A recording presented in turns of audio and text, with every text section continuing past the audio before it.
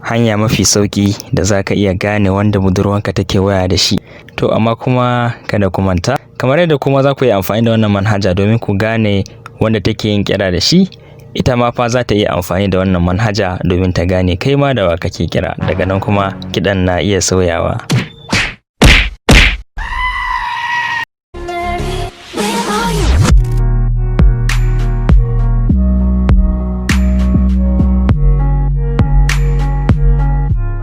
Da farko za mu shigo Google Play sai mu rubuta RMC Android Call Recorder.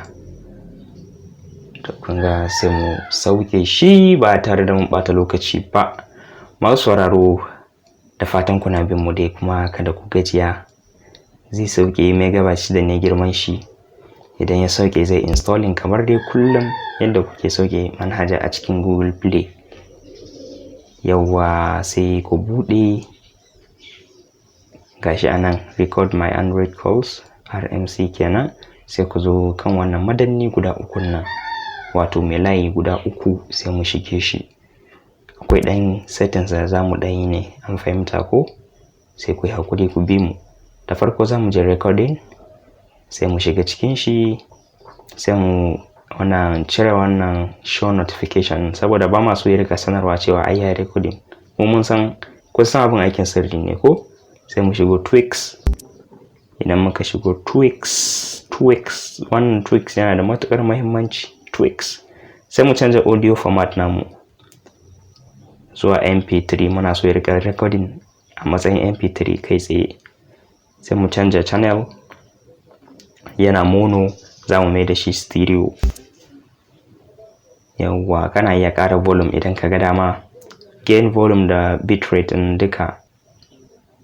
Sannan kuma sai mu taho storage. Za mu so mu canza folder da zai rika saving audio mu, kada ya sa a one folder. Kun gani? Kana shiga kan waya zaka gani. To amma na so in canza kuma ya ce error.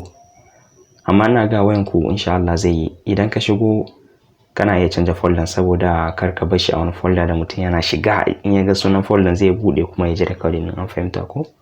Musamman kaman a wayanta. To bari mu bar nan sai mu koma security. Shi ma za a ɗanyi settings kaɗan a cikin shi. Idan kuka shigo cikin security ana sa password ne. Za ka sa password kaman guda 4 haka, sai ka sake maimaita irin shi.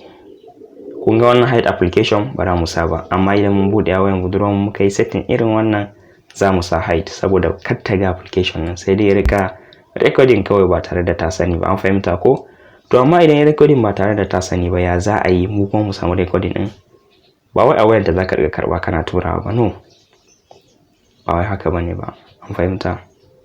Girlfriend a wayanta zamu boye. Hanya da zamu riga samun recording na wayanta mafi sauki shine dama zamu bude account. Idan ka shigo zaka zo nan me yake da suna wannan Google Drive account din nan. Sai mu sa account da muke so ya rika saving a cikin shi kenan. Yawwa, Google Drive. Kun ga yasa connected ko? Connected. To yanzu da zaran an yi recording, idan ana buɗe data zai harba shi cikin folder a cikin Google Drive namu. An fahimta ko? Haka idan ka buɗe na wayan budurwanka ma, idan mota recording zai rika tura shi can. To mun gode.